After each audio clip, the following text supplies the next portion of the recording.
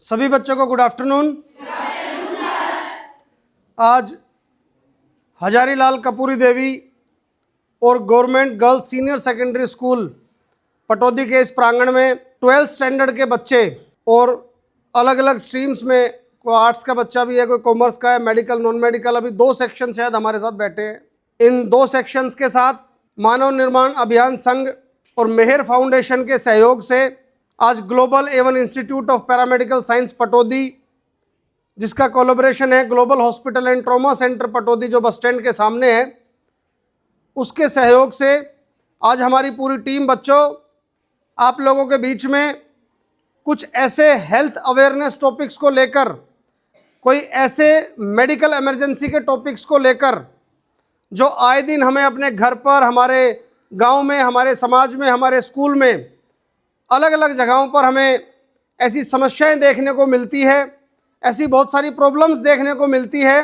आप बहुत सारे लोगों के माध्यम से रोज़ सुनते भी हो और खुद भी देखते हो, और विभिन्न लोगों के परिवारों के अंदर ऐसी घटनाएं हुई भी है। तो ऐसी बहुत सारी वो घटनाएं जिनसे सावधानी बरतने के साथ साथ ज़रूरत पड़ने पर, क्योंकि ऐसी बहुत सारी घटनाएं हैं, ऐसी बहुत सारी बीमारियां हैं, तकलीफ़ है, जिसमें मुख्य तौर पर एक मरीज को अस्पताल पहुंचने में 15, 20, 25 मिनट या आधे घंटे का समय लगता है, और उससे पहले अगर उसको प्राथमिक उपचार, फर्स्ट एड जिसे हम बोलते हैं, अगर वो समय रहते मिल जाए तो बहुत सारे लोगों की जान बचाने की संभावनाओं के साथ साथ बहुत सारे लोगों की हेल्प करने का हम काम कर सकते हैं। आप सभी ये गर्ल्स स्कूल की वो होनहार बच्चियाँ जो 12th स्टैंडर्ड के बाद जब इस स्कूल से आप निकलेंगे तो आपके करियर की अलग अलग दिशा होगी। कोई इंजीनियरिंग करने जाएगा, कोई मेडिकल में जाएगा, कोई अकाउंट्स में जाएगा, कोई किसी और डिपार्टमेंट या फील्ड के अंदर जाएगा। तो जब आप फील्ड में रहेंगे तो ऐसे बहुत मौके आपको बच्चों मिलेंगे कि आप किसी व्यक्ति की, अपने दोस्त की, अपने परिवार के किसी साथी की मदद कर सकें। तो आज global A1 institute of paramedical science जो 12th के बाद बच्चों को पैरामेडिकल के कोर्सेज कराता है, जैसे OT technician, lab technician, anaesthesia technician, nursing assistant, GNM, dialysis technicians और ऐसे बहुत सारे कोर्सेज जो पैरामेडिकल इंस्टीट्यूट जो आपके पटौदी में बस स्टैंड के सामने है वहाँ से कराए जाते हैं। आज उसके विशेष सहयोग से उसकी पूरी टीम और हमारे global hospital and trauma centre Pataudi के सीनियर एडमिनिस्ट्रेटर और हमारे जो मुख्य सलाहकार हैं डॉक्टर नरेश सत्संगी जी, वो MD मेडिसिन हैं, लगभग 29 साल का एक्सपीरियंस आज आपके साथ साझा करेंगे। आप ही के इस गुड़गांव के डिप्टी सिविल सर्जन के तौर पर भी बहुत बेहतरीन सुविधाएं और सेवाएं कोरोना के समय में इन्होंने इस क्षेत्र को प्रदान की है। उनकी पूरी टीम के साथ आज हम मेहर फाउंडेशन के बैनर तले इस कार्यक्रम को कर रहे हैं। मुझे बड़ी उम्मीद है कि आप सभी उन सभी चीज़ों को बड़े ध्यान से सुनेंगे और समझने की कोशिश करेंगे, और आपको कभी ना कभी जीवन में ऐसा महसूस होगा कि ग्लोबल इंस्टीट्यूट की तरफ से जो एक वर्कशॉप का आयोजन किया गया था, जिसमें हमने कुछ ऐसी चीज़ों को सीखा था कि हम किसी भी इमरजेंसी की सिचुएशन में हीरो बनने का काम कर सकते हैं, बेहतरीन प्रदर्शन करने का काम कर सकते हैं, और एक सामाजिक सेवा, एक स्वास्थ्य की सेवा और एक नवनियुक्त, मैं कहूँगा कि एक मजबूत स्टूडेंट होने के साथ साथ एक पढ़े लिखे होने का दायित्व भी निभा सकते हैं। हमारे बीच में आपके स्कूल की तरफ से मैं मुख्य धन्यवाद करना चाहूँगा, विशेष रूप से बहुत ही आदरणीय सम्माननीय आपके प्रिंसिपल सर अभय सिंह जी, हमारे रामफूल जी, विनोद जी, और आज इस पूरी वर्कशॉप को कोऑर्डिनेटर के तौर पे हमारे साथ विशेष सहयोग कर रहे हैं हमारे बहुत ही आदरणीय सर हरीश जी। मैं उनका भी यहाँ पर बहुत बहुत धन्यवाद करना चाहूँगा, हर्ष सर का, कि उन्होंने मुख्य तौर पर हमें कोऑर्डिनेटर के तौर पर शुरू से ही हमारी हेल्प करते आ रहे हैं, और इस पूरे आयोजन में, इस पूरी वर्कशॉप के अंदर, वो विशेष भूमिका के अंदर आपके साथ, हमारे साथ मिलकर इस वर्कशॉप का हिस्सा बनेंगे। मैं ज़्यादा अपनी बातों को मेडिकल टर्म्स में कन्वर्ट करते हुए आपकी तालियों के बीच में बुलाना चाहूँगा हमारे global A1 institute of paramedical science और global hospital and trauma centre के एडमिनिस्ट्रेटर, हमारे मुख्य सलाहकार डॉक्टर नरेश सत्संगी सर। वो आएंगे और आपको मुख्य जो जनरल समस्या हम आमतौर पर सुनते हैं उन सभी के बारे में अवगत कराने की कोशिश करेंगे। आप सभी बड़े ध्यान से सुनेंगे, और किसी को भी कोई समस्या हो या किसी को भी कोई क्वेरी हो तो आप इस वर्कशॉप के दौरान भी और वर्कशॉप के बाद भी इस बारे में हम चर्चा कर सकते हैं। बिंदु नंबर 2, आप सभी को इस वर्कशॉप से जुड़े हुए सर्टिफिकेट्स मिलेंगे जो आपको आगे भविष्य में करिकुलम एक्टिविटीज़ के तौर पर आपको कहीं ना कहीं बेनिफिट भी देने का काम करेंगे। वो सभी सर्टिफिकेट्स के लिए हमारी टीम आपका रजिस्ट्रेशन कर रही है, आपका नाम लिख रही है विद फादर्स नेम, तो आपसे रिक्वेस्ट है कि आप बिना डिस्टरबेंस करे अपने आप एक एक बच्चा पीछे लाइन से उठे और वो रजिस्ट्रेशन काउंटर पर जाकर रजिस्ट्रेशन भी कराता रहे, ताकि हमारा समय भी बचे, हम सारी चीज़ें एक साथ यहाँ पर कंक्लूड कर सके और हम इस चीज़ को आगे चला सकें। दूसरी बात, आपको जो सर्टिफिकेट दिया जाएगा उस सर्टिफिकेट के अंदर एक कॉन्टैक्ट नंबर भी है, एक यूट्यूब चैनल की आईडी भी है, एक ऐसा कॉन्टैक्ट नंबर है जो आपके सभी सर्टिफिकेट जिसको मिलेगा उसके नीचे लिखा हुआ है। आप जब 12th कर लेंगे तो आपके पास एक बहुत बड़ी असमंजस की स्थिति भी आएगी, पेरेंट्स के सामने भी आएगी, परिवार के लोगों के सामने भी आएगी कि अब आपने 12th स्टैंडर्ड पास कर लिया, अच्छे नंबरों से पास कर लिया, कुछ कम नंबर भी रह सकते हैं बच्चों के, उसके बाद आपको करियर में क्या करना चाहिए, आपको किस दिशा में जाना चाहिए। आप आर्ट्स के बच्चे हैं, आपके पास बहुत सारे ऑप्शंस हैं, आप कॉमर्स के बच्चे हैं, आपके पास कुछ चुनिंदा ऑप्शंस हैं, आप मेडिकल के स्टूडेंट्स हैं तो आपके पास क्या क्या ऑप्शंस हैं, आप नॉन मेडिकल के स्टूडेंट्स हैं तो आपके पास क्या क्या ऑप्शन है। ऑप्शंस के साथ साथ हमारे इस समाज में, हमारे इस मॉडर्नाइजेशन के ज़माने के अंदर क्या वो चीज़ें हैं जो गर्ल्स के लिए बहुत कंफर्टेबल जॉब है, गर्ल्स के लिए बहुत सुनहरा करियर जिस फील्ड में हम बना सकते हैं, चाहे वो एजुकेशन का सेक्टर हो, चाहे वो मेडिकल का सेक्टर हो, ऐसी बहुत सारी चीज़ों के लिए आपका करियर काउंसलिंग का जो एक कंसर्ट होता है, करियर काउंसलिंग का एक जो स्लॉट है, वो हमारा institute free of cost arrange करता है।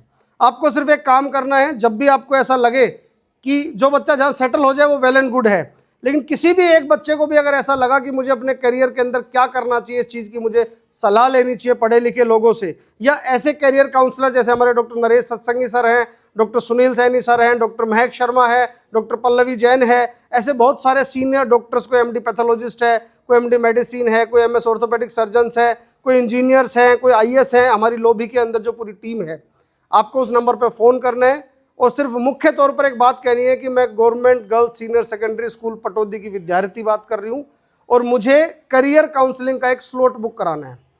वो मैम आपको टाइम देंगी कि आप फला दिन सुबह इतने बजे अपने पेरेंट्स, अपने ब्रदर, अपने फैकल्टीज़, अपने टीचर या अपने गार्जियंस के साथ आप वहाँ पे आ सकते हैं। आप आएंगे, आपको 15 मिनट से 45 मिनट का पूरा टाइम मिलेगा। हमारी पूरी जो हमारा पैनल है, उस पैनल में जो अवेलेबल लोग होंगे वो आप लोगों को आपके इंटरेस्ट के हिसाब से, आपके मार्क्स के हिसाब से, आपके इंटरेस्टेड सेक्टर के हिसाब से और आपकी फैमिली के बैकग्राउंड और परिस्थिति के हिसाब से आपको आपके करियर में आने वाली चुनौतियों को लेकर, करियर में खुलने वाली अपॉर्चुनिटीज़ के ऊपर चर्चा करेंगे। तो इस सर्टिफिकेट के माध्यम से आप ये तो आज सीखेंगे ही, अपने करियर को लेकर भी आने वाली सुविधाएं, आने वाली और जो हेल्प हो सकती है, जो बेनिफिट्स हो सकते हैं, उनको भी आप कैरी फॉरवर्ड कर सकते हैं। इस सर्टिफिकेट के माध्यम से आप बहुत सारी चीज़ें ले सकते हैं। मैं अगेन थैंकफुल हूँ इस पूरे स्कूल के प्रशासन का, विशेषकर हमारे साथ जो कोऑर्डिनेटर सर हैं उनका, प्रिंसिपल सर का, कि उन्होंने एक बहुत सुंदर वर्कशॉप, फर्स्ट मैं कहूँगा कि ये बैच है, इसके बाद हम सेकंड बैच भी कंटिन्यू करेंगे, बहुत सुंदर वर्कशॉप का आयोजन हमारा यहाँ पे कराया है। मैं अब इस चीज़ को आगे कंटिन्यू करते हुए एक बार रिक्वेस्ट करूँगा सभी बच्चों को, और एक बार जोरदार तालियां बजाकर प्रिंसिपल सर का अभिनंदन है, स्वागत है। मैं अगेन इस स्कूल के बहुत ही आदरणीय और मेरे मुख्य सलाहकार भी रहे और मैंने देखा भी है कि पटौदी की विभिन्न प्राथमिकताओं के अंदर विभिन्न ऐसी कोई स्वास्थ्य की सेवाएं हैं, ऐसी कोई एजुकेशन से रिलेटेड है या सामाजिक सेवाएं हैं, उसके अंदर हमेशा तत्पर प्रयासरत रहे और बहुत सारे लोगों का मार्गदर्शन हमेशा करते रहते हैं। ऐसे बहुत ही आदरणीय सम्माननीय स्कूल के प्रिंसिपल महोदय अभय सिंह जी, मैं आपका बहुत बहुत धन्यवाद करता हूँ और अभिनंदन करता हूँ global Avon institute of paramedical science की इस फर्स्ट एड और बेसिक लाइफ सपोर्ट की वर्कशॉप के अंदर। साथ में हमारे बहुत ही आदरणीय सम्माननीय सर रामफूल जी, मैं उनका भी यहाँ पर वेलकम करता हूँ, विनोद सर, और सभी साथियों का, सभी फैकल्टीज़ मेंबर्स का मैं यहाँ पे वेलकम करता हूँ। और इस वर्कशॉप को आगे बढ़ाते हुए मैं रिक्वेस्ट करूँगा हमारे एडमिनिस्ट्रेटर, हमारे मुख्य सलाहकार एमडी मेडिसिन डॉक्टर नरेश सत्संगी जी, वो आएँ और आगे के इस फर्स्ट एड वाले कॉन्सेप्ट को और जनरल प्रॉब्लम्स को लेकर अपनी बात को यहाँ पर रखें। एक बार जोरदार तालियों से मैं उनका भी वेलकम करना चाहूँगा। बहुत बहुत थैंक यू सर। नहीं कोई बात, हम तो सिर्फ ऐसे ये पर ना मगर बच्चों की दिलचस्पी बढ़े, बहुत अच्छा कुछ सीखने को मिलेगा बच्चों को, और इनके बारे में अवेयर ही नहीं है बच्चे। जरूरी था ये प्रोग्राम कराना। सर प्रिंसिपल सर है, तो अब बच्चे कुछ सीखेंगे, कहीं ना कहीं फर्स्ट एड की आवश्यकता जिंदगी में पड़ती रहती है। गिर जाते थे, हाँ गिर जाते थे, क्या कारण होता था हमें भी फ्री बता दें क्या बात है। तो बेटा हमारा उद्देश्य यही था, ए लड़कियां, हमारा उद्देश्य यही है कि आप इस फर्स्ट एड की जानकारी लेंगे तो किसी को जीवन को सुरक्षित कर देंगे, अपने को भी दूसरे को भी। फर्स्ट एड का मतलब थोड़ा उस समय जो आपको सहायता मिल सकती है उसको दीजिए और वहाँ तक हॉस्पिटल तक आप पहुँचा सकते हैं। तो थोड़ा अवेयर आप हो जाओगे तभी किसी की रक्षा कर सकते हो। तो मेरा ये मानना कि आप बड़े ध्यान से इनको सुने और जो डॉक्टर साहब बताएं उनको जरूर अनुपालना करें और अपने जीवन में जरूर उतारें उसको। ठीक है सर। गुड आफ्टरनून बच्चों। सभी का धन्यवाद करते हुए ज़्यादा टाइम ना लेते हुए मैं डायरेक्ट अपने टॉपिक पे आता हूँ कि एक तो ये कंसेप्ट कि भाई आपको ही क्यों बुलाया है इतने बड़े स्कूल से, ठीक है ना। ये सोचना बहुत ज़रूरी है और ये आपके दिमाग में आ भी रहा होगा कि भाई हमें ही क्यों बुलाया है, और भी तो बच्चे थे। तो ये जो क्लास है ना +2, ये उस लेवल की क्लास है कि इसमें बच्चे का दिमाग इतना विकसित हो जाता है कि वो चीज़ों को समझ सके। और यही वजह है कि +2 से हम डॉक्टर इंजीनियर बनते हैं, कॉलेज में जाते हैं। कि +2 के बाद कॉलेज शुरू होता है कि कॉलेज में किसी की कोई ऑब्जर्वेशन नहीं है। स्कूल तक मास्टर का डर है, प्रिंसिपल साहब का डर है, कॉलेज में किसी का डर नहीं है। क्यों बनाया है ऐसा माहौल कि हम ये मान के चलते हैं कि बच्चा इस लेवल पे विकसित हो चुका कि वो अपना अच्छा और बुरा समझ सकता है। इसलिए हमने सिर्फ +2 को ही बुलाया, इसलिए सिर्फ +2 को कॉल किया है कि जो 11th और +1 और +2, क्योंकि इस लेवल के बच्चे उस लेवल पे हैं जो डिसीजन भी ले सकते हैं, समझ भी सकते हैं चीज़ों को। तो अब यहाँ समझने की बात ये है कि भाई ना तो कोई 100% डॉक्टर बन सकता, ना 100% हर इंसान जो है सिविल सर्विस कर सकता कि DC SP बन जाए, ना कोई इंजीनियर बन सकता हर व्यक्ति, ठीक है। तो फिर क्या करें। लेकिन जो अलाइड सर्विसेज हैं उनके बगैर मेन सर्विसेज का कोई अस्तित्व नहीं है। कि जिस प्रकार सैनिक होता है कि एक कैप्टन है आर्मी का, बॉर्डर पे लड़ाई चल रही है, कैप्टन अकेला क्या करेगा अगर उसके पास सैनिक ना हो तो कुछ नहीं कर सकता, जीरो है कैप्टन। इसी तरह से अगर मेरे साथ मेरा स्टाफ ना हो, मैं जीरो हूँ, कुछ नहीं कर सकता। तो मेरी जो बाजुएं हैं वो मेरा स्टाफ है। मेरे बाजुएं अच्छी होंगी मतलब मेरा स्टाफ अच्छा होगा तो मैं अच्छा होऊंगा, मेरा रिजल्ट अच्छा आएगा। और वो बाजुएं कौन बनेगा, वो आप में से ही एक निकल के आएगा जो मेरी बाजू बनेगा। इसलिए इसकी इम्पोर्टेंस है, इस अवेयरनेस की इम्पोर्टेंस है। क्योंकि सबके दिमाग में एक ही चीज़ होती है कि बस वो टॉप वाली चीज़ दिख रही होती है कि यही है एंड, वो नहीं है। उसके साथ बहुत सारी ब्रांच हैं कि जिस तरह एक पेड़ है, पेड़ की उसकी ब्रांचें हैं, इस तरह से, लेकिन पेड़ तो एक ही है। तो ये स्टाफ, डॉक्टर, ये है चीज़ एक ही, बस ब्रांच अलग अलग होके ये बन गया, ठीक है। तो इसलिए इस अवेयरनेस की वैल्यू है। अब यहाँ पे बात आती है, जैसे अभी प्रिंसिपल साहब ने कहा कि भी प्रार्थना में कोई बच्चा बेहोश होके गिर जाता है ना, उसकी वजह क्या है कि सबसे बड़ी वजह है कि हम अपनी डाइट में पानी कम पीते हैं। जब प्यास लगती है तभी पानी पीते हैं, अदरवाइज़ पानी नहीं पीते। तो जब लंबे टाइम तक, या फिर सुबह नाश्ता ना करके आए, या तीसरा कारण कि लड़की का होना, लड़का बेहोश होते हुए कम नज़र आएगा, लड़कियां ज़्यादा नज़र आएंगी, ठीक है। तो ये 3 कारण हैं। पानी कम होगा तो हमारे अंदर पानी की कमी होगी, तो हमें ब्रेन तक खून का दौरा कम हो जाएगा, ज़्यादा देर तक खड़े रहेंगे। फोर्स ऑफ ग्रेविटेशन सुना होगा आपने, ठीक है ना, गुरुत्वाकर्षण फोर्स। उसकी वजह से ब्लड तो जब खड़े होंगे तो नीचे चलेगा, ऊपर कम पहुंचेगा, दिमाग में कम जाएगा, कुछ देर तक जाएगा, और 1 सेकंड के लिए भी कम हो गया, बच्चा बेहोश हो जाएगा। तो पानी की कमी से प्रेशर की कमी हो गई, कुछ खा के नहीं आए, उससे भी सेम इफ़ेक्ट आएगा। फिर तीसरा फैक्टर आता है कि लड़कियां ही क्यों बेहोश होती हैं, लड़के क्यों नहीं होते। तो ये फिजियोलॉजिकल है कि जो फीमेल हार्मोन है, एक मेल हार्मोन है। फीमेल हार्मोन बॉडी को सॉफ्ट बनाता है, तो उससे ब्लड नीचे की तरफ ज़्यादा जाता है, तो वो ऊपर पूरे प्रेशर से नहीं पहुंच पाता। ये कारण है कि लड़कियां ज़्यादा बेहोश होती हैं, गिरती हैं, लड़के कम गिरते हैं। और इसके अलावा कोई कारण नहीं है। अब बात आती है कि बेहोश हो गए तो क्या करें।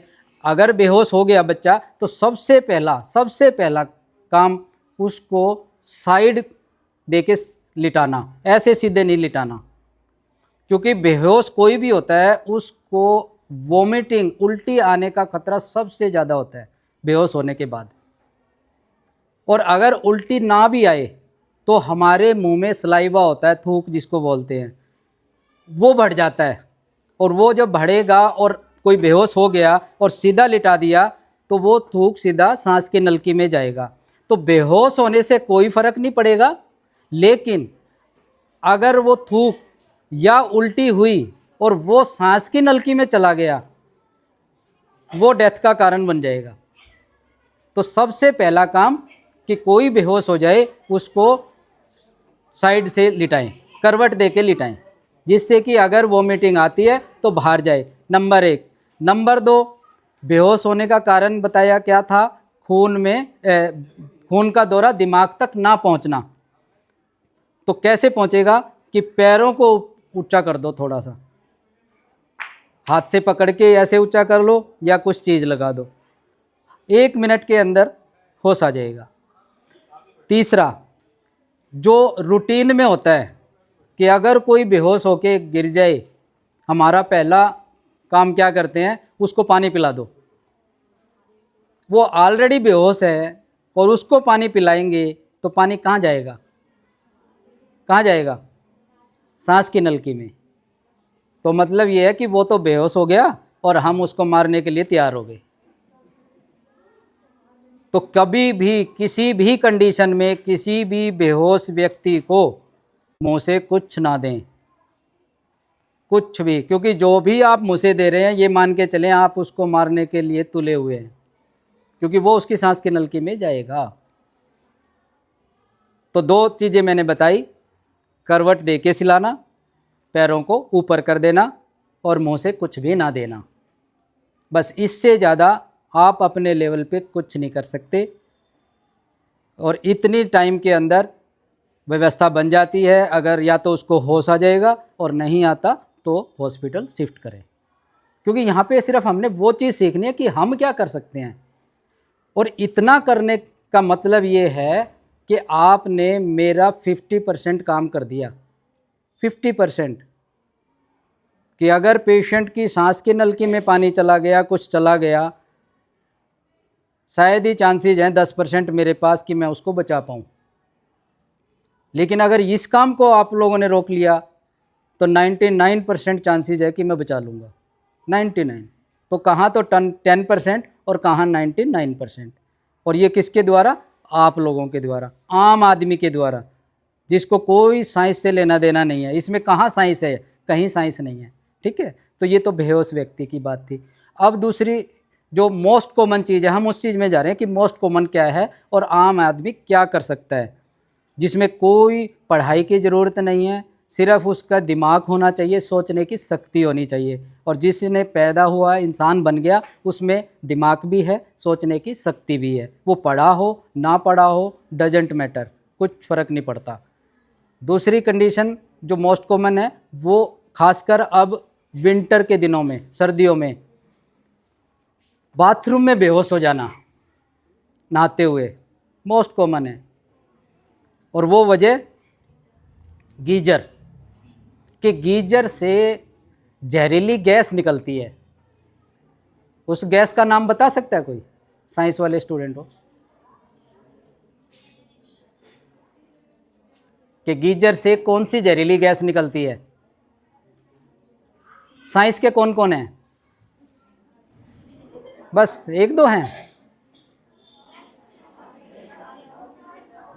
सभी साइंस से हैं। हाँ तो गुड, बताओ कौन सी जहरीली गैस निकलती है गीजर से? और व्हीकल, हाँ वेरी नाइस, वेरी नाइस, बहुत बढ़िया, तालियां बजा दो। और क्या था, बहुत बढ़िया, कार्बन मोनोऑक्साइड। और यही गैस कहाँ से निकलती है? गाड़ियों में से भी, गाड़ियों में से भी यही निकलती है जहरीली गैस। तो अब ये देखो कि गाड़ियाँ कितनी जहरीली गैस छोड़ रही हैं कि गीजर की गैस से इंसान बेहोश हो जाता है और गाड़ियों की गैस से बेहोश नहीं हो रहा। इसका क्या कारण है? क्या कारण है इसका? क्या कारण है? क्योंकि जो व्हीकल चलते हैं वो ओपन होते हैं, थोड़े ऑक्सीजन पास हो सकती है। वेरी नाइस, बहुत बढ़िया, बाथरूम बंद होता है। बहुत बढ़िया, बहुत बढ़िया, very good, very very good. अब देखो इससे दो चीज़ तो क्लियर होगी। जो एक आम कंसेप्ट है, वैसे मैं भी गवर्नमेंट स्कूल से पढ़ा हुआ हूँ, ठीक है, 7th तक। नॉर्मल कंसेप्ट होता है कि गवर्नमेंट स्कूल में तो वैसे ही बच्चे होते हैं, ठीक है, और यहाँ पे 100% बोलता हूँ कि अगर इंटेलिजेंसी कहीं है तो गवर्नमेंट स्कूल में ही है।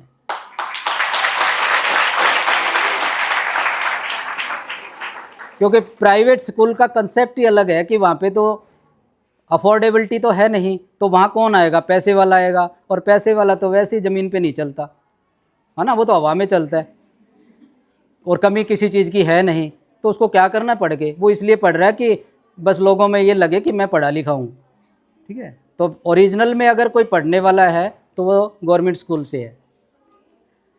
तो यहाँ पे हम गीजर की बात कर रहे थे कि गीजर में दो चीज़ों का ध्यान रखना है कि एक तो चलते हुए गीजर में बाथरूम में नहीं जाना।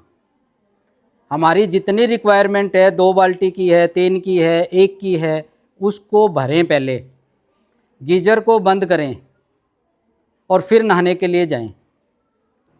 क्योंकि सबसे डेंजरस सिचुएशन बनती है ये कि बाथरूम होता है बंद, बाहर वाले बंदे को कोई वो नहीं है कि बाथरूम में नहा रहा है कोई या क्या हो गया, क्योंकि वो ये मान के चल रहा है कि वो तो नहाने के लिए अंदर गया। अब वो आधा घंटा लगाए, पौना घंटा लगाए, उससे कोई मतलब नहीं है। उसको ये दिमाग में है बाहर वाले को कि भाई वो तो नहाने के लिए गया या गई, और वो अंदर जाके बेहोश है। बाहर वाला इंसान कब सोचेगा? जब 1 घंटा हो जाएगा, और 1 घंटे में जो अंदर बेहोश है उसका बैंड बज जाएगा। क्योंकि 1 घंटे बेहोश रहना तो गैस ही गैस चलेगी, ऑक्सीजन तो सारी ख़त्म। तो मोस्ट डेंजरस सिचुएशन है ये, और मोस्ट कॉमन है, और मोस्ट कॉमनली प्रिवेंटेबल, जिससे रोका जा सकता है कि हमारे द्वारा ही पैदा की हुई, सिर्फ इस वजह से कि हमें उसकी नॉलेज नहीं है। तो गैस गीजर हमेशा बंद होना चाहिए जब बाथरूम में एंट्री करें, क्योंकि वहाँ कोई वेंटिलेटर नहीं होती, इतनी वेंटिलेशन नहीं होती कि वो गैस बाहर जा सके। अब बात आती है कि अगर ऐसी सिचुएशन हो जाए तो क्या करें? तो फिर वही आ गया कि गैस अंदर जाएगी तो इंसान क्या होगा? बेहोश। और बेहोश, बच्चों 1 मिनट, आपस में नहीं डिस्कस करना, ठीक है? क्योंकि बहुत अभी तक आप ये बताओ कि कितने लोग यहाँ आए आपके स्कूल में इस तरह की बातें करने के लिए? कितनी क्लासें लगी हैं अब तक? लगी है ना? तो रेयरेस्ट चीज़ चल रही है। रेयरेस्ट किसे कहते हैं? लाखों में एक हो कोई, है ना, उसको रेयरेस्ट बोलते हैं। और जब रेयरेस्ट चीज़ सामने हो तो जितना हो सके उसको अपने अंदर ले लो, जितना हो सके। तो इसलिए बातें मत करो आपस में, है ना। तो अब जब गैस चढ़ गई तो क्या हो गया? बेहोशी। और बेहोशी होने पे क्या करना था? जो बता चुका मैं, है ना, 3 काम करने थे वो बता चुका। साइड, करवट, पैरों को ऊपर, और मुंह से कुछ नहीं, ये 3 काम। और इमीडिएट शिफ्ट, हॉस्पिटल में शिफ्ट, बस। तो ये गैस गीजर की बात थी। अब तीसरी सिचुएशन आती है किसी भी जहरीली चीज़ के काटने से। तो जहरीली चीज़ काटने का 2 ही होते हैं, भी कोई बिच्छू काट जाए या सांप काट जाए, ठीक है। तो यूँ कहते हैं ना भी भगवान किसी के साथ बुरा नहीं करता, है ना। और ये यहाँ पे बिल्कुल सही फिट है कि भगवान ने 95% सांप जहरीले बनाए ही नहीं। मुश्किल से 5% सांप है जो जहरीले हैं। तो 95% तो हम वैसे ही बच गए कि काट भी लिया तो वो जहरीला निकलने के चांसेस 5% है, चांस है ही नहीं। तो अब ये पता करना कि जहरीला है या नहीं है ये पता होना चाहिए, क्योंकि जब आप लोग हॉस्पिटल जाओगे तो डॉक्टर पहला क्वेश्चन ये करेगा कि सांप को देखा था। तो इसलिए कभी ऐसा इंसिडेंस हो जाता है तो उसमें घबराए नहीं। सबसे पहले अच्छी बात तो ये है कि 90% जहरीला नहीं होता, तो इसलिए घबराने की ज़रूरत नहीं है। दूसरी कि जहरीला है या नहीं है ये सिर्फ जिसके काटा है वो बता सकता है, डॉक्टर नहीं बता सकता, ठीक है ना, क्योंकि वो देख ही नहीं सकता। वो संजय थोड़ा ये महाभारत का जो दीवार के पीछे दिख जाएगा, है ना। तो ये एक पॉइंट है कि अगर सांप ने काट लिया उसको देखो। कैसे पहचानेंगे? कुछ तो नॉर्मल सी बातें हैं कि भाई कोबरा है, कोबरा बहुत सबको पता है कोबरा कैसा होता है ना, कि काले रंग का उस पर निशान होते हैं, बर्फी कट टाइप के, इस तरह के, है ना। लेकिन इससे भी ये भी हो सकता ना नज़र आए या दूसरे कलर में हो, वो ऐसा हो। तो सबसे इम्पोर्टेंट चीज़ है जो जहरीला सांप होता है, कौन सी चीज़ ज़्यादा तेज चुभती है? जो चुभती कौन सी ज़्यादा? जो नोकीली हो, है ना। अगर वो भौंटी है तो वो चुभेगी थोड़ा, नहीं चुभेगी। बस ये वाला फार्मूला अपना लो कि जो जहरीला सांप है वो आगे से भी नोकीला होगा, पीछे से भी नोकीला होगा। तो आगे से तो चलो सब एक जैसे सांप होते हैं कि पॉइंटेड है, लेकिन पूंछ टेल जो है वो हर एक सांप की पॉइंटेड नहीं होती, ब्लंट होती हैं। तो अगर सांप की पूंछ पॉइंटेड है, बिल्कुल ऐसे जा रही है कि बिल्कुल आगे जाके धागे की तरह हो गई, वो सांप जहरीला है। बस एक ही चीज़। और सांप काट के जा रहा है तो उसका मुंह तो दिखेगा नहीं, पूंछ जरूर दिख जाएगी। नहीं, पूंछ तो दिखी जाएगी जब काट के गया तो, और नहीं दिखा तो फिर ठीक है, फिर डॉक्टर अपने आप देख लेगा कि क्या क्या होता है ना, फिर डॉक्टर देख लेगा। आपका जो काम है ना, वो जो काम हम सिर्फ आपका काम बता रहे हैं, डॉक्टर का नहीं बता रहे। डॉक्टर के पास तो बहुत सारे जरिए हैं ये देखने के कि मेरे पेशेंट को जहरीले सांप ने काटा है या नॉन जहरीले ने काटा है, नॉन पॉइजनस ने। डॉक्टर के पास बहुत सारे हैं, मेरे पास तो कम से कम 100 कारण हैं देखने के कि मैं देख लूँगा कि ये जहरीला था कि नहीं था। आप लोगों के पास एक ही चीज़ है सिर्फ कि उसकी पूंछ कैसी है, बस ये देख लो, डॉक्टर का आधा काम हो गया। क्योंकि उसको अब कुछ नहीं देखना कि जहरीला नहीं है, और वो आपको भी तसल्ली पूरी दे देगा कि कोई डर नहीं है, चिंता ही मत करो। तो ये काटने में बिच्छू काटता है तो बिच्छू काटने का एक है कि सांप के काटने में दर्द कम होता है, बिच्छू के काटने में दर्द बहुत ज़्यादा होएगा। आप उस दर्द को सहन ही नहीं कर सकते, इतना दर्द होता है बिच्छू के काटने से। तो अब बिच्छू कैसा भी काटे, अगर दर्द बहुत ज़्यादा है, क्योंकि सांप का काटना तो आदमी को तो पता भी नहीं लगता कि मेरे को सांप काट के चला गया। ये भी ऐसा भी होता है कि सांप ने काट दिया, पता नहीं चला, किसी ने देखा अरे सांप जा रहा, और फिर उसने देखा हाँ मेरे खून भी आ रहा है, मेरे को काट के गया है, ऐसा होता है। लेकिन बिच्छू में ऐसा नहीं हो सकता। बिच्छू अगर काटेगा तो दर्द होएगा ही होएगा। तो यहाँ बिच्छू वाली बात आ गई। लेकिन बिच्छू के काटने से किसी की डेथ नहीं होएगी, दर्द तो बहुत ज़्यादा होएगा, डेथ नहीं होएगी, ये पक्का है। अब तीसरी बात आती है हनी बी बाइट, मधुमक्खी काट जाती है। तो मधुमक्खी काटने से उसमें एलर्जिक रिएक्शन बनती हैं, इसके अलावा कुछ नहीं होता। पेन होता है, एलर्जिक रिएक्शन बनेंगी। लेकिन मधुमक्खी के काटने में डेथ पॉसिबल है, हो सकती है। कि उसने काटा कैसे है।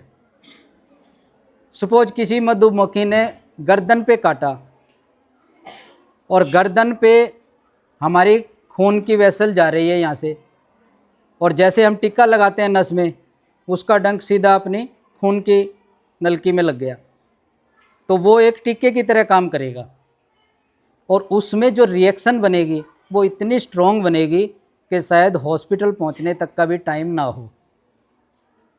लेकिन ये बहुत रेयर है कि परचांस मधुमक्खी ने यहाँ काटा, यही मेरी नस थी में खून की वेसल और उसमें लग गया, बस ये पॉसिबिलिटी है। अदरवाइज़ मधुमक्खी के काटने से कोई डेथ नहीं होती, एलर्जी होती है। ठीक है, हाँ ये ज़रूर है कि अगर मधुमक्खी ने फेस पे काटा है या ज़्यादा मधुमक्खियों ने काट लिया तो एलर्जी इतनी ज़्यादा हो जाए कि हमारी सांस की नलकी में सूजन आ जाए, सांस लेने में दिक्कत आ जाए और हॉस्पिटल में एडमिट करवाना पड़े, ये पॉसिबल है। लेकिन डेथ हो जाए ये बहुत ही रेयर है। और तीसरी कोई कंडीशन हो गई, तो बेसिक चीज़ है ये मोटी मोटी। बाकी इसमें BLS बेसिक लाइफ सपोर्ट जो हमारी मैम आपको बच्चों के सहायता से करवाएंगे, उसका एक बेसिक चीज़ बता देता हूँ कि वो हम आपको क्यों बताना चाह रहे हैं।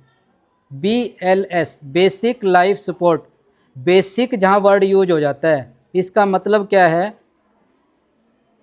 कि सबसे नॉर्मल चीज़ बेसिक है ना। किसी से पूछते हैं कि अरे ये बेसिक सी चीज़ भी नहीं पता, ये बात बोलते हैं हम। कि अगर पूछ लें कि भारत की राजधानी का नाम क्या है और कोई स्टूडेंट ना बता पाए तो फिर हम क्या बोलेंगे कि अरे ये बेसिक सी चीज़ भी नहीं पता, है ना, कि बहुत इजी वाली। तो BLS उस प्रोसीजर का नाम है जिसमें पढ़ा लिखा होने की ज़रूरत नहीं है, कोई पढ़ाई की आवश्यकता नहीं है, लेकिन उसकी वैल्यू इतनी है कि अगर BLS आती है, BLS अगर आती है और वो आपने किसी भी ऐसे व्यक्ति पे कर दी कि उसको BLS की ज़रूरत थी, तो 100% चांसेस है डॉक्टर उस मरीज़ को बचा लेगा। हम अक्सर कहते हैं डॉक्टर ने ठीक से काम नहीं किया, पेशेंट मर गया इमरजेंसी में, अक्सर उंगलियां उठती है कि डॉक्टर की वजह से मर गया। ठीक है, उसकी वजह यह है कि हमें बेसिक चीज़ पता ही नहीं है कि किस वजह से मर गया। कि पेशेंट या वो पर्सन घर पे बेहोश हुआ, उसको वहाँ पे जो चीज़ मिलनी चाहिए थी डॉक्टर तक पहुँचने तक, वो चीज़ उसको नहीं मिली। अब डॉक्टर के हाथ कट चुके हैं, डॉक्टर के पास वो जगह ही नहीं है कि वो चीज़ कहाँ से लेके आए जो उसकी ख़त्म हो चुकी।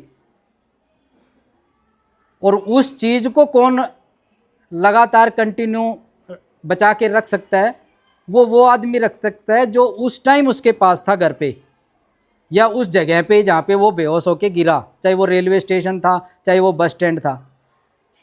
डॉक्टर का रोल तो बहुत बाद में आएगा, बहुत बाद में। लेकिन क्योंकि पेशेंट को सीधा हॉस्पिटल लेके गए, डॉक्टर के पास लेके गए, तो उंगली डॉक्टर पे उठेगी कि इसने देर कर दी, जबकि वो देर डॉक्टर ने नहीं की, उसके पास पेशेंट ही उस कंडीशन में पहुंचा कि जो बेसिक लाइफ सपोर्ट उसको वहाँ मिल जानी चाहिए थी वो नहीं है।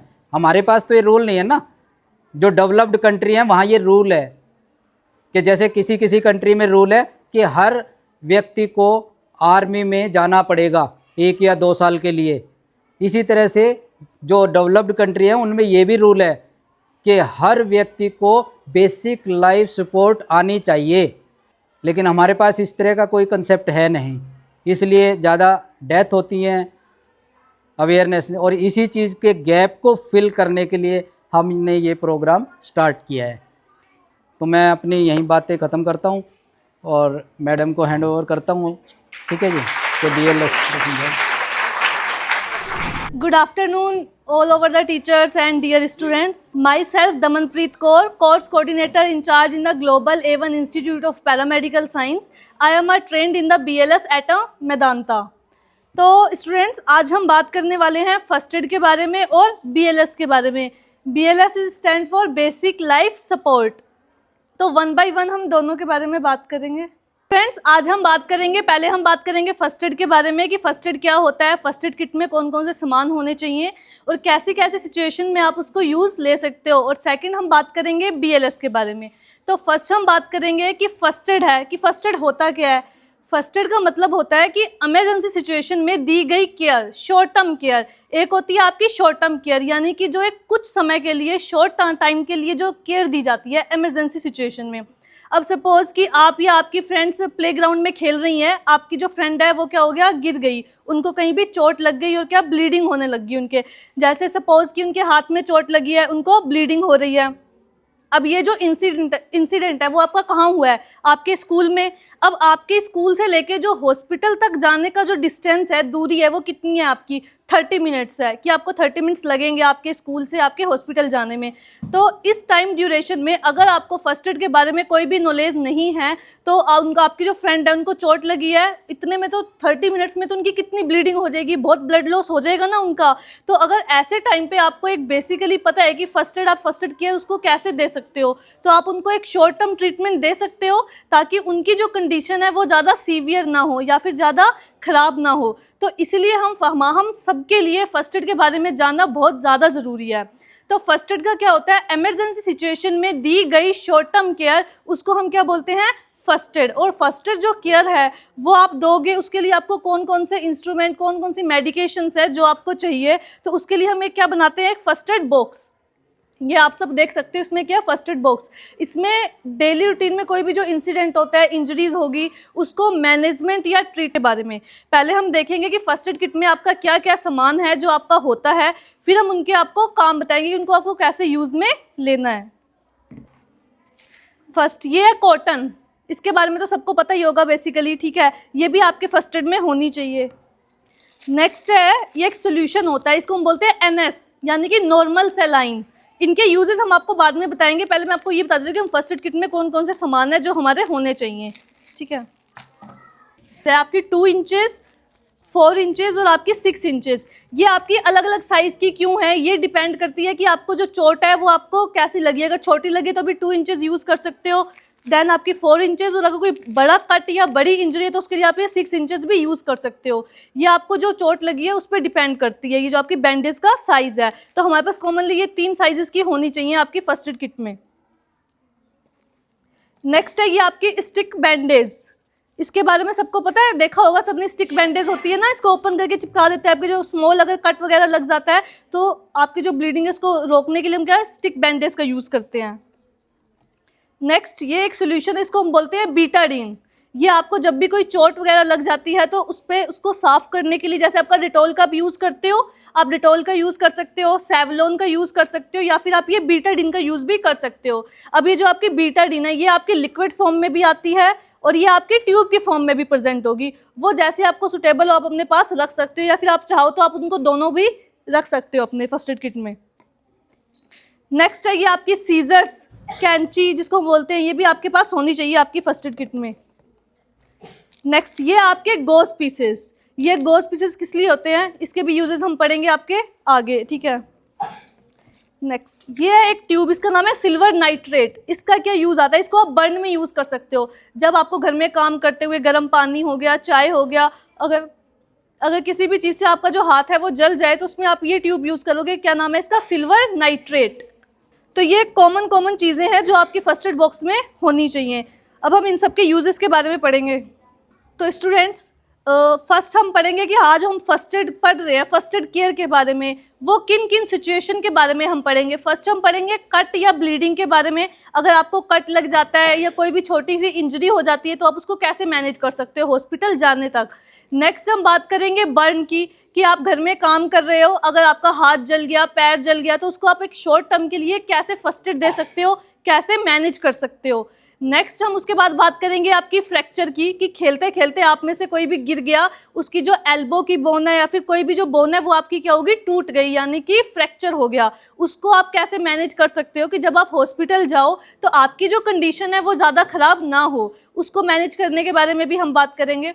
नेक्स्ट हम बात करेंगे चोकिंग के बारे में, कि चोकिंग क्या होता है। आप सबके घर में कोई छोटे बच्चे होंगे, या इनफैक्ट ये आपको बड़े बच्चों में भी देखने को मिलेगा कि छोटे बच्चों की क्या हैबिट होती है कि वो अगर आपस में खेल रहे हैं, जो उनके टॉयज़ होते हैं, खिलौने होंगे, तो उनको हर चीज़ मुंह में लेने की हैबिट होती है।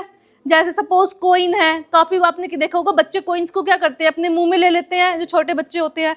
तो वो जो कॉइन है वो आगे जाके क्या होता है, उनके गले में जो उनकी सांस की नली है उसमें जाके वो फंस जाता है, तो उनको सांस लेने में क्या होती है, दिक्कत होती है। ठीक है, तो उसके भी एक शॉर्ट टर्म मैनेजमेंट के बारे में हम पढ़ेंगे कि उस टाइम पे हम क्या कर सकते हैं। और लास्ट में हम बात करेंगे BLS के बारे में, यानी कि बेसिक लाइफ सपोर्ट। जैसा कि सर ने भी आपको बताया कि BLS के बारे में ये ऐसी है जिसके लिए आपको मेडिकल करने की ज़रूरत नहीं है, ये कॉमनली आप सबको आना ही चाहिए ताकि इमरजेंसी सिचुएशन में आप पेशेंट की कंडीशन को मैनेज कर सको। तो 1 बाय 1 हम इन सब के बारे में बात करेंगे।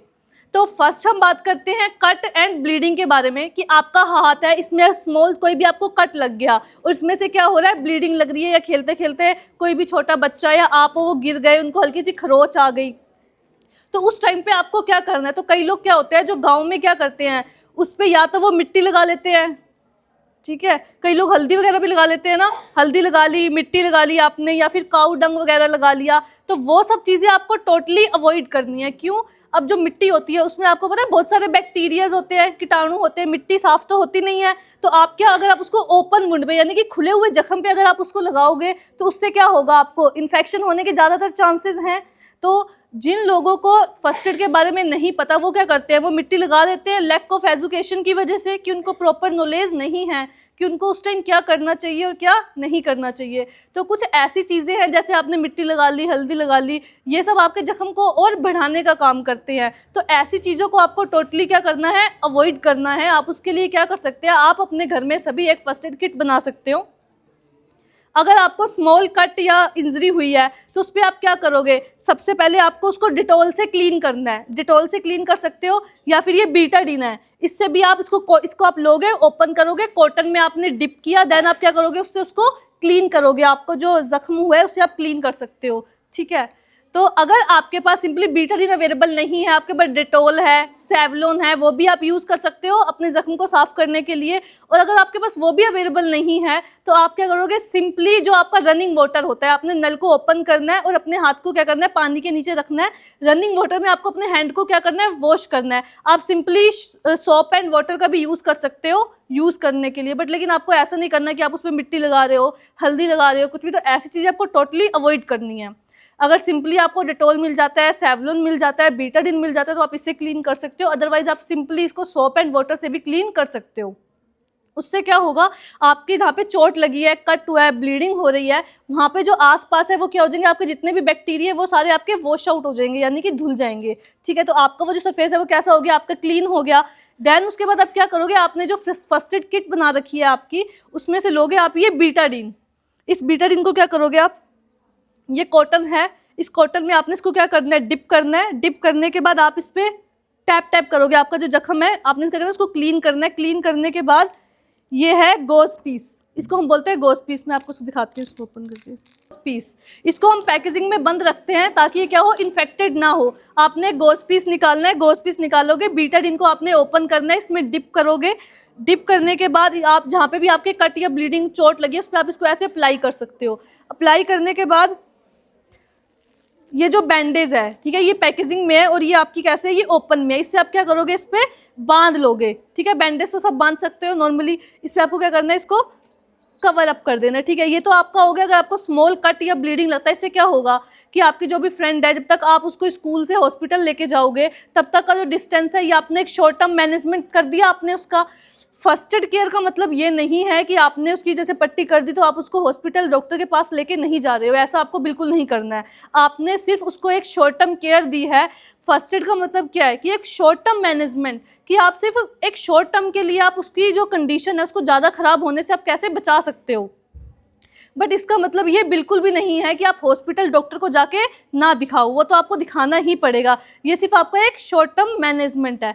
तो ये तो फर्स्ट तो हो गया आपका कट एंड ब्लीडिंग का, कि जब कट एंड ब्लीडिंग हो जाए तो आप उसको शॉर्ट टर्म कैसे मैनेज कर सकते हो।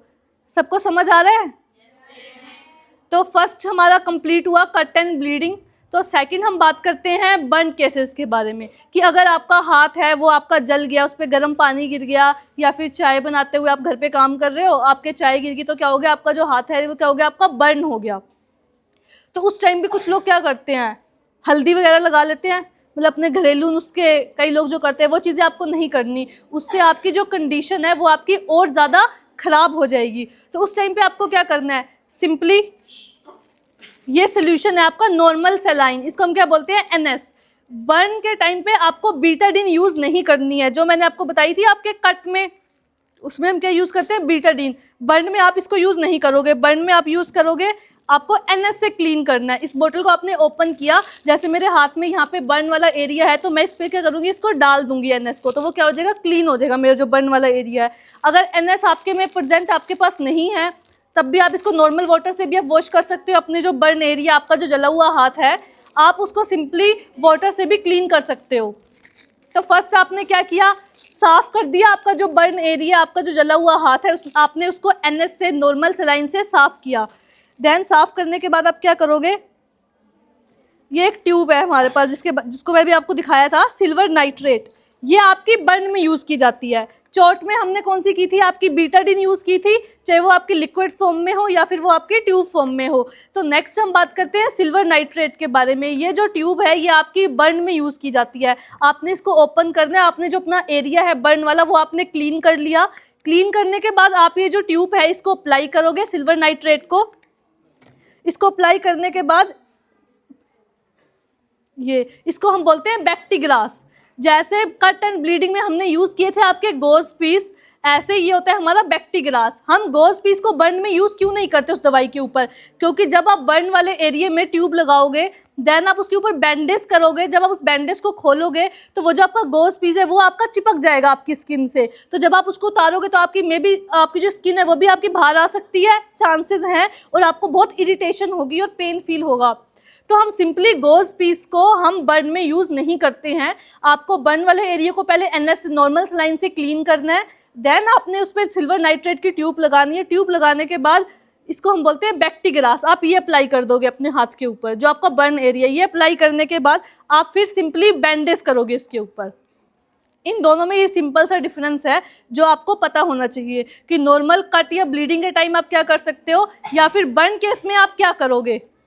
क्लियर यहाँ तक सबको? हमने बात करी कट और ब्लीडिंग के बारे में, बर्न के बारे में हमने बात कर ली।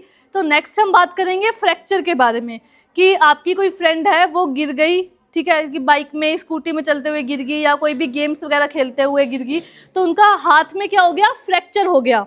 तो फर्स्ट हम बात करेंगे एल्बो के फ्रैक्चर के बारे में, कि मेरी ये जो एल्बो है इसमें से मेरी यहाँ की बोन फ्रैक्चर हो गई, यहाँ की या फिर यहाँ की, कहीं की भी मेरी बोन है वो क्या होगी, फ्रैक्चर होगी, यानी कि टूट गई।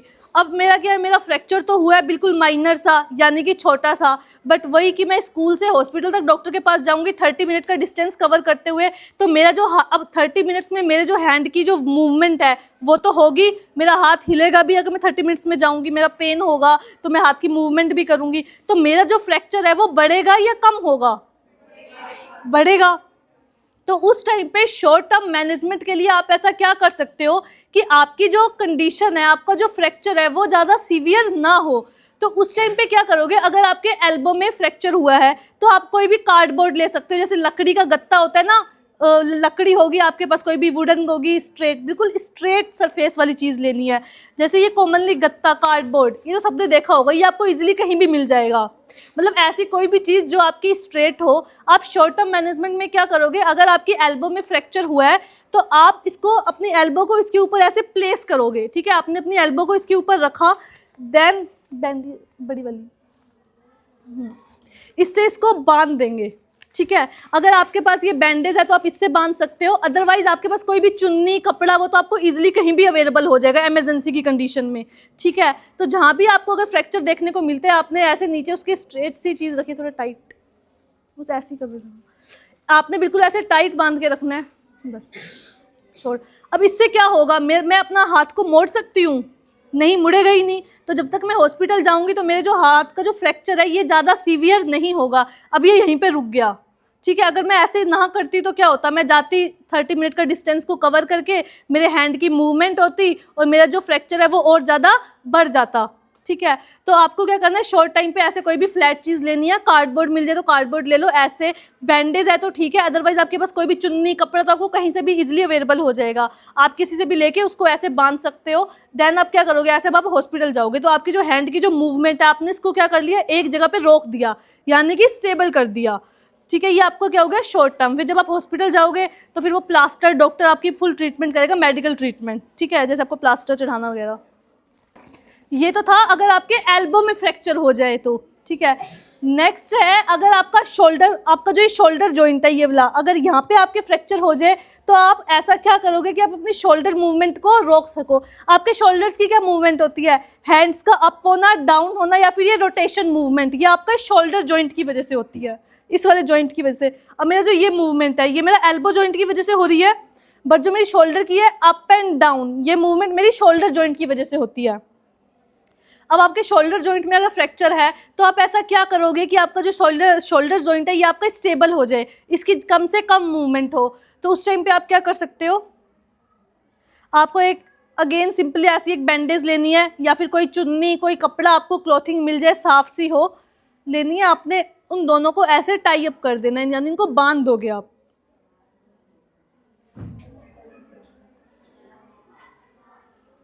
बांधने के बाद उसको ऐसे गले में डालोगे, अपने हाथ को इस पे ऐसे हैंग कर लोगे, ठीक है, ऐसे। इससे क्या होगा, मेरी शोल्डर की मूवमेंट कम से कम होगी।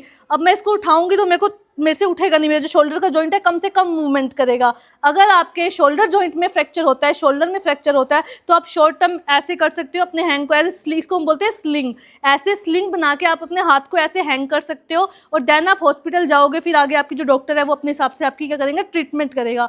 तो ये एक शॉर्ट टर्म ट्रीटमेंट है ये, कि जब तक आप डॉक्टर के पास जाओगे या हॉस्पिटल पहुंचोगे, आपकी जो कंडीशन है वो आपकी ज़्यादा ख़राब ना हो, आपकी जो बोन आपकी टूट चुकी है वो ज़्यादा से ज़्यादा फ्रैक्चर उसका ना हो, यानी कि कम से कम शॉर्ट टर्म, इसको हम बोलते हैं फर्स्ट एड।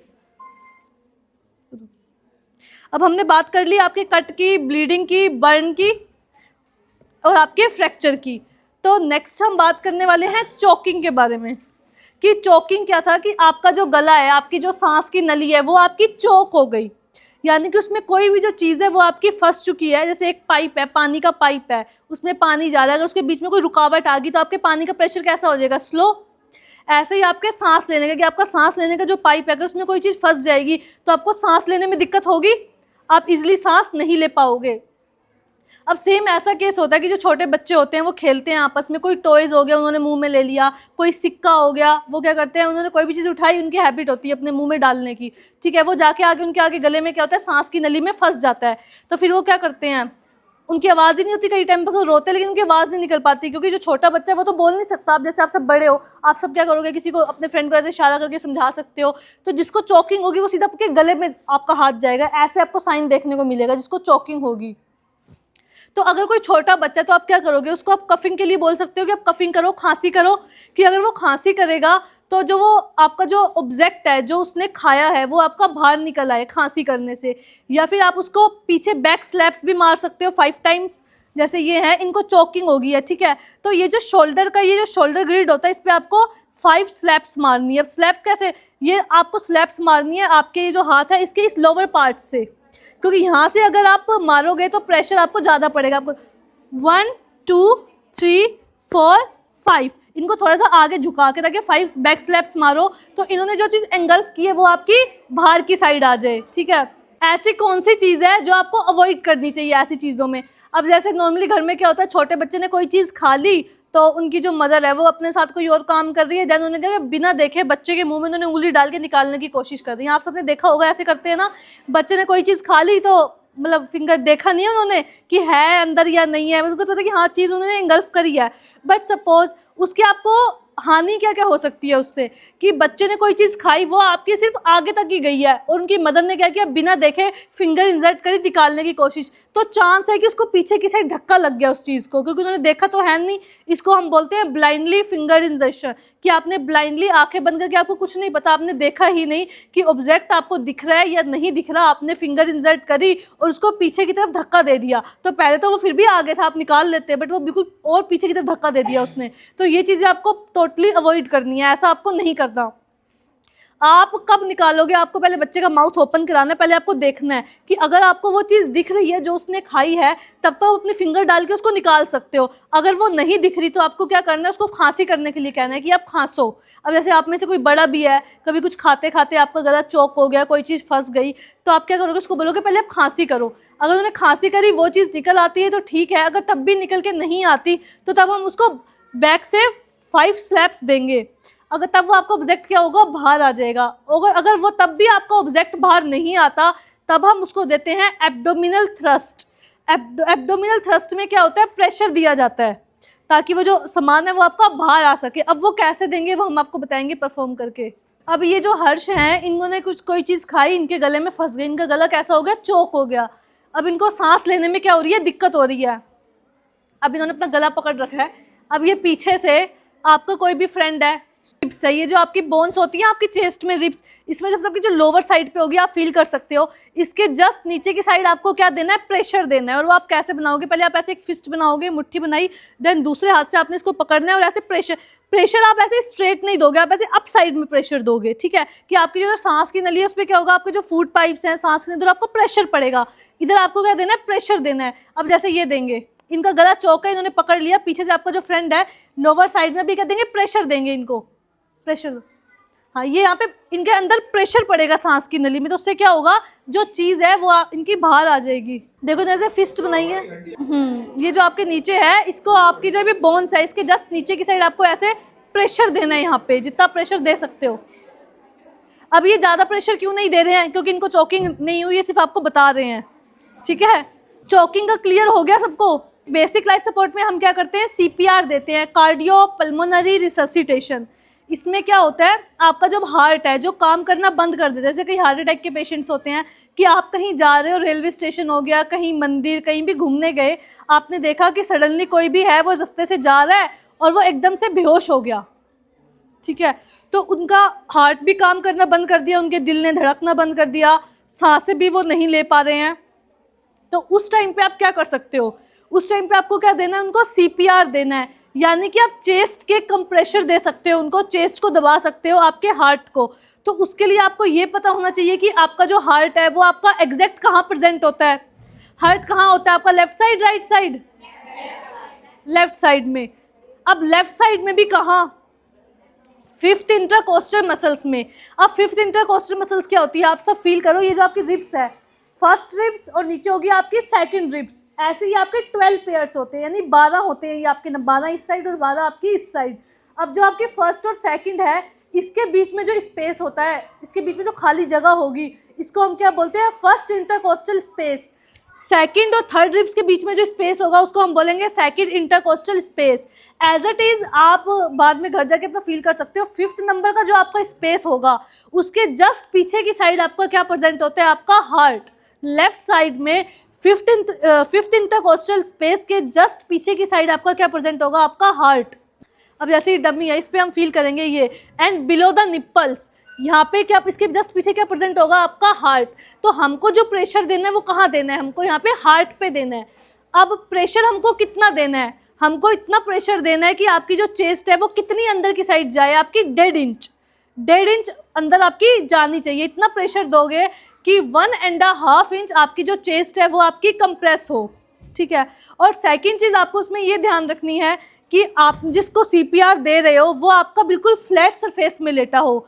अगर सपोज कि आपकी कोई फ्रेंड है वो बेहोश हो गई, आपने चेक किया कि सांसें उनकी नहीं हैं, दिल भी उनका काम नहीं कर रहा है, दिल धड़कना बंद हो चुका है, तो उस टाइम पे आप उसको क्या दोगे, CPR दोगे। अगर आपने उसको किसी गद्दे पे लिटा रखा है, तो गद्दा कैसा होता है, प्लफी सा होता है। आप जब उसको ऊपर से प्रेशर दे रहे हो तो वो गद्दे के अंदर जाएगा, तो 1.5 इंच तो आपका वही चला जाएगा, तो आपके हार्ट पे तो प्रेशर गया ही नहीं, ठीक है। तो उस पर आपको सबसे फर्स्ट चीज़ ध्यान रखनी है कि जिसको आप CPR दे रहे हो वो आपका बिल्कुल फ्लैट सरफेस पे लेटा होना चाहिए। जैसे अब इसको हमने बिल्कुल फ्लैट सरफेस पे लिटा रखा है, अब मैं क्या इसको प्रेशर दूंगी तो टेबल के अंदर की साइड जाएगा नहीं, क्योंकि इसमें कोई भी गद्दा नहीं है। सिंपली आप क्या करोगे, आपकी जो भी फ्रेंड है जिसको भी जो सडनली बेहोश हुआ है उसको आप ज़मीन पे लिटा दो, क्योंकि ज़मीन बिल्कुल फ्लैट होती है सरफेस आपका, तो आप उसको सिंपली ज़मीन पे लिटा सकते हो। देन आप उसको क्या करोगे, CPR परफॉर्म करोगे। अब CPR कैसे देते हैं वो हमारे यहाँ के स्टूडेंट्स आपको देख के बताएंगे। आ जाओ। कार्डियो पल्मोनरी रिससिटेशन, अभी मैंने बताई थी आपको CPR की फुल फॉर्म।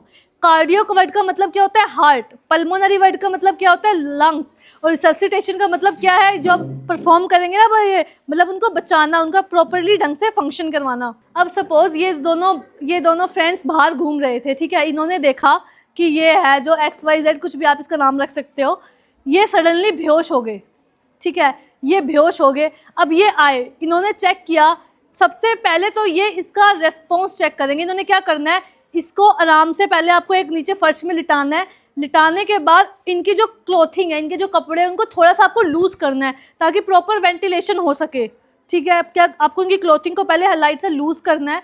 लूज़ करने के बाद सबसे पहले आपको एकदम से CPR स्टार्ट नहीं करना, क्यों, पता चले कि ये इंसान तो जिंदा है, दिल तो इसका काम कर रहा है, आप लग गए उस पर प्रेशर देने के लिए, तो ऐसा भी नहीं करना ना, पता चले जिंदा था और आपने इसको मार दिया, तो ऐसा भी नहीं करना है। तो फर्स्टली आप इसका रेस्पॉन्स चेक करोगे कि ये आपको रेस्पॉन्स दे रहा है या फिर रेस्पॉन्स नहीं दे रहा। तो वो आप कैसे चेक कर सकते हो, इनके शोल्डर्स पे टैप करके, थोड़ा तेज करो, शोल्डर्स पे टैप करके आप बोलोगे are you okay sir, are you okay sir, are you okay sir, 3 times आप बोलोगे। अगर इन्होंने कोई भी जवाब नहीं दिया, इसका मतलब ये टोटली बेहोश हैं, देन ये इनकी सांसें चेक करेंगे। अब आप सांसें कैसे चेक कर सकते हो, सेकंड नंबर पे आप चेक करोगे उनकी सांसें कि वो सांस ले रही है या नहीं। वो आप कैसे चेक कर सकते हो, अपनी फिंगर्स को नोज के पास लेके जाओगे, आप सेंस कर सकते हो। इन्होंने इनकी सांसें चेक करी, एब्सेंट थी, सांस नहीं ले रहा था वो। सेकंड, आप कैसे सांसें चेक कर सकते हो, आपकी चेस्ट की मूवमेंट से, कि जब आप सांसें लेते हो आपकी जो चेस्ट है वो आपकी अप एंड डाउन होती है मूवमेंट। इन्होंने चेक आंखों से पहले ये देखेंगे चेस्ट इनकी मूवमेंट नहीं कर रही, फिंगर से इन्होंने फील किया, सांस इनकी एब्सेंट है। देन आप देखोगे कि इनका जो हार्ट है वो काम कर रहा है या नहीं कर रहा। तो आपकी जो हार्ट बीट है यानी कि पल्स, वो आप कहाँ से चेक करते हो, हाथों से चेक करते हैं हम पल्स। ये जो पल्स होती है ये हम 9 साइड से चेक करते हैं, 9 साइड्स होती है जिससे आप चेक करते हो। और आपके हार्ट के जो सबसे पास साइड होती है वो आपकी कौन सी पल्स होती है, आपकी कैरोटिड पल्स, और वो आपकी यहाँ प्रेजेंट होती है, आप सब फील कर सकते हो। यहाँ पे टिक टिक टिक टिक की आवाज़ आ रही होगी, यहाँ पे पल्स होती है आपकी, इसको बोलते हैं कैरोटिड पल्स। जब हम CPR देते हैं तो उसमें हम हार्ट के जो सबसे पास पल्स होती है कौन सी, आपकी कैरोटिड, उसको हम फील करेंगे। हमने चेक किया पेशेंट है वो आपका सांस नहीं ले रहा, देन हम चेक करेंगे उनके हार्ट काम कर रहा है या नहीं कर रहा।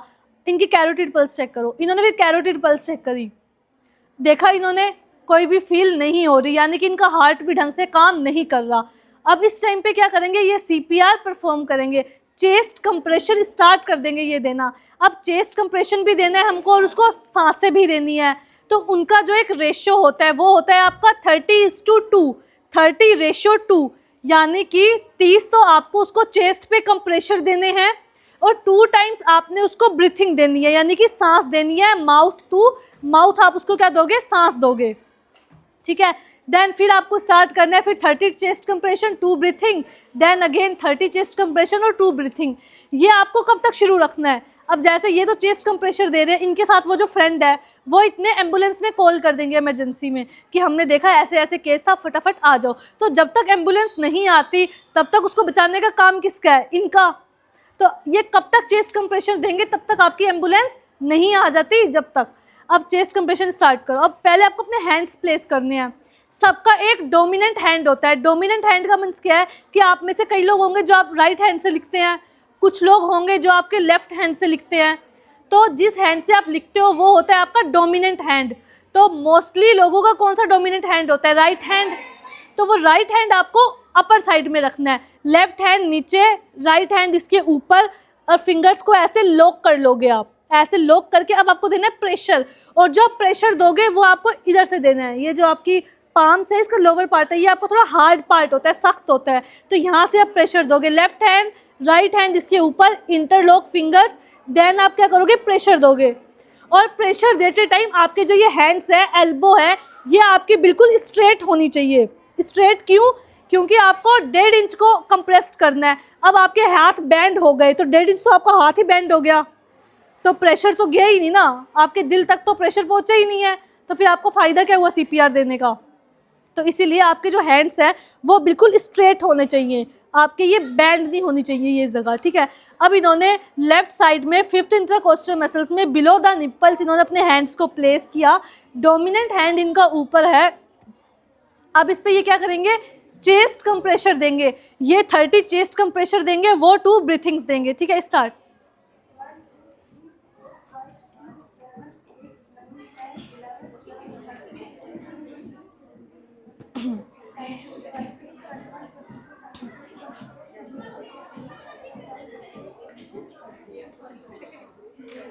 अब ये देंगे इनको 2 ब्रीथिंग्स। अब ब्रीथिंग्स देते हुए आपको क्या करना है, सबसे पहले इनकी चिन को लिफ्ट करना है। चिन आपने ऊपर करी, हेड को टिल्ट किया, यानी हेड को पीछे और चिन को ऊपर करना है आपने इसको।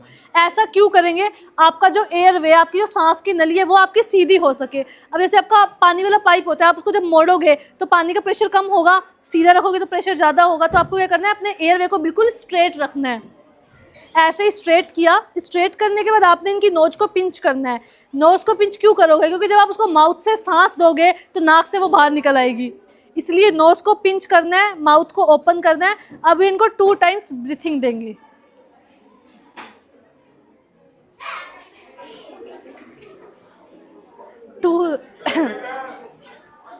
चेस्ट कंप्रेशर स्टार्ट कर देने हैं। ठीक है, अब ये पोजीशन चेंज कर लेंगे। क्यों, क्योंकि अगर वही 30 चेस्ट कंप्रेशर देते रहेंगे तो वो थक जाएंगे ना, उतनी एनर्जी से नहीं दे पाएंगे। तो ये क्या करेंगे, जो 2 फ्रेंड्स है पोजीशन चेंज कर लेंगे, वो चले जाएंगे ब्रीथिंग में और ये आ जाएंगे आपके चेस्ट कंप्रेशन में, हैंड्स को स्ट्रेट। अब ये फिर से ये साइकिल आपको फिर से स्टार्ट करना है और ये कब तक कंटिन्यू रहेगा, जब तक इमरजेंसी नहीं आ जाती, कोई भी मेडिकल टीम नहीं आ जाती आपके पास। ठीक है,